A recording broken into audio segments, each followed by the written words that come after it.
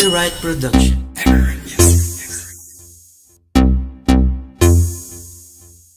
Buksan ang tenga, makinig sa tinig na binuo ng titik. Ayos lang kahit mabatid na litid, mabatid lang ang himig at ang ibig. Kung sabihin wag basta makinig, dapat matuto kang umunawa, matuto kang mag-isip. Kami magkakaibigan na nakahiligan, di na tinigilan kahit papigilan. Di rin namin yan papayagan. Ito ang bagong tunog na merong bagong kubog na aming hinahandog para maging panibagong tugtog sa ating larangan. Kahit harangan, ninuman para lang magkapangalan, di nag-alangan. Palagan ng sino man maubusan o mabulol man malapitan o malayuan yan. Pinagsisikapan na makamtan, sumunod sa yapak ng mga hinirang. At hindi lamang yon para mapabilang, sana bibilang na may bilang. Di na mapigilan, makamit lang ang karangalan at ang malaboy maliwanagan. Anumang klaseng pamantayan, wala na dapat pang patunayan na ilagay ko na kamay ko sa kamatayan. Ha!